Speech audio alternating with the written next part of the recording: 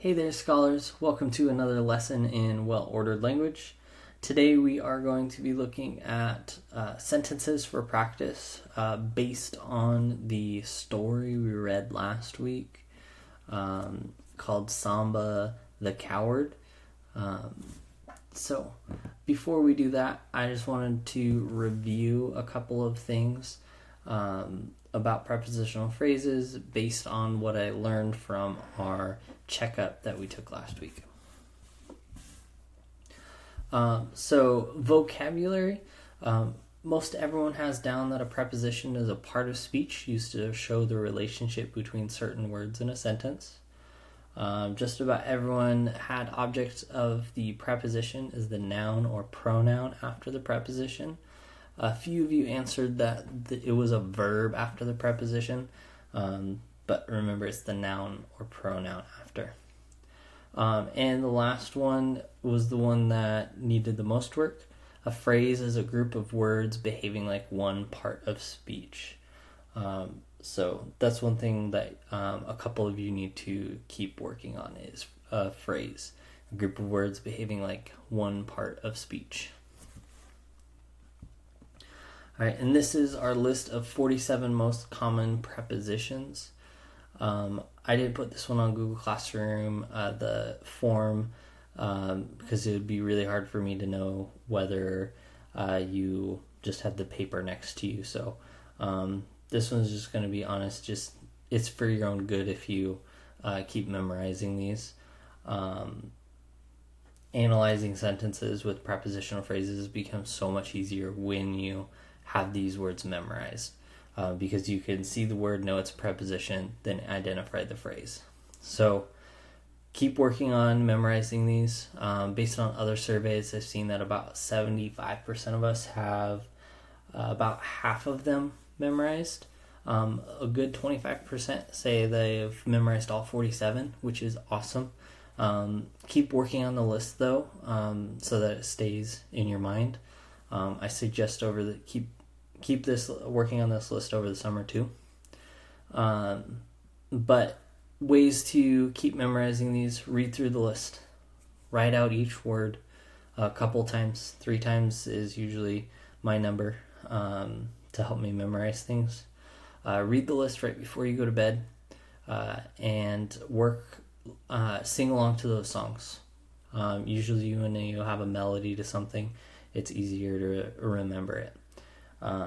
So those are some helpful ways to keep memorizing these. All right, let's take a quick review of the order that we analyze a sentence. So first things first, we analyze the prepositional phrase. Then we go through and do the principal elements, and lastly, any modifiers. When you identify the prepositional phrase, you put parentheses around it. You label the preposition with a lowercase p underneath the word. Then label the object of the preposition with OP underneath the word. And then label any modifiers within the prepositional phrase. Then you go through and label the principal elements. Then you hook the prepositional phrase to the rest of the sentence. If it is describing a noun, then it's going to be an adjectival preposition because it's behaving like an adjective. And if it's behaving like an adverb, you're going to label it as an adverbial preposition. So let's take a look at a couple of sentences. All right. So based on the Google Classroom checkup that I did last week, most everyone was able to identify which sentence was analyzed correctly. There were a couple responses that shows we need a little bit of work, so this is great practice for this. The one big thing that I did notice from the survey, the checkup, was actually identifying the prepositional phrase, especially when there's more than one. I had a sentence that had 3 prepositional phrases, and not many people were able to identify all 3. So remember, in a sentence, there can be multiple prepositional phrases. So, first one. The king of the village had one son. And remember, we're just analyzing these sentences. We're not going to diagram them. So first things first, figure out where is my prepositional phrase. So I'm going to do this in red so it's easy to see. The king of the village had one son. Of is a preposition, so I'm going to put my parentheses around that. And then my next noun is going to be village. So of the village. So my preposition, my object of the preposition, and then I have a modifier here. The is describing the village. So it's going to be an adjective. Okay. Now I can go through and find my principal elements. So who's my sentence about? The king. Single underline, uppercase S over the top. Then I need to figure out what is my king doing. King had one son. Had is going to be my verb, and that is going to be a predicate verb, because every sentence has a subject and a predicate. In this sense, I'm not renaming the king or describing the king. He just has a verb. So the king had one son. So son is going to be my direct object. Now I go through and attach any modifiers. Which king? It was the king. So it's an adjective. Then my prepositional phrase, the king of the village. Of the village is describing what the king ruled over. So that is going to be an adjectival preposition. And the last thing I'm going to do is one son. How many sons? One. So that is also acting as an adjective because son is a noun. Okay. Number 2, you are going to do on your own, but helpful hint, this one doesn't have any prepositional phrases. So you can use all that you have learned so far and be able to analyze this sentence.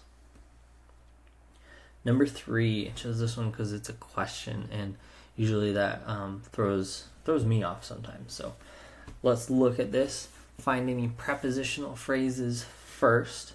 Would Samba run from the trumpet sound of an elephant? So, number 3, let's see. From is a preposition, so I'm going to put my parentheses there. From the trumpet sound. Trumpet, yes, that is a noun normally, but it's describing what kind of sound it is. So sound is going to be my object as a preposition in this one. So I'm going to put a parentheses around that. So that's one kind of tip is when you identify the next noun or pronoun, especially when it's a word that can sometimes be a noun, sometimes be an adjective, double check the next word. Is it describing it? What's going on with our sentence? So the next one, of is a preposition, and elephant is the last noun or pronoun. So I'm going to go through and analyze my prepositions first. So from is a preposition, and then we just talked about sound is going to be my object of the preposition, and then the trumpet are both acting as adjectives describing what type of sound. Of is my preposition. Elephant is my object of the preposition. How many elephants? An elephant. So it's going to be an adjective. Okay, then I go through and identify my Principal elements. So, who's my sentence about? Samba. What did Samba do? He would run. Samba would run. Run is going to be my main verb. So it's going to be my predicate verb. And would is going to be my helping verb. In most cases, a question is going to start with a helping verb. There's always exceptions to the rule, but for the most part, a question starts with a helping verb. Okay, now I need to go through and do my modifiers. So first, would Samba run from the trumpet sound? From the trumpet sound is describing how or why he would run. So that is acting as an adverbial preposition. Okay. This one is also tricky. Another reason why I chose to analyze this one is, would Samba run from the trumpet sound of an elephant? What is of an elephant describing in this sentence? It's actually describing sound. It's where that sound came from, or again, what type of sound it is. Because a trumpet sound is different than a trumpet sound from an elephant. So that adds a little bit more detail to our sentence, and it is describing sound. So a preposition can describe another prepositional phrase. So sound is a noun, so this is acting as an adjectival preposition. Okay, hopefully that helped. Hopefully it didn't confuse you anymore. If it did, or if you're not sure why a prepositional phrase can describe another prepositional phrase, leave a question on Google Classroom and I'll be happy to help you through that. Alright, so number 4, I'm going to have you do on your own. And I didn't mention this at the start, but tomorrow I will post the answer key so you can double check your answers. Alright, number 5. Finally, the celebration of Samba's passage into manhood came.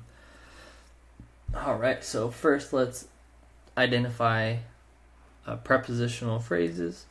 Of is always a preposition. Of Samba's passage. Remember, Samba's, it's a possessive noun, so it's acting as an adjective.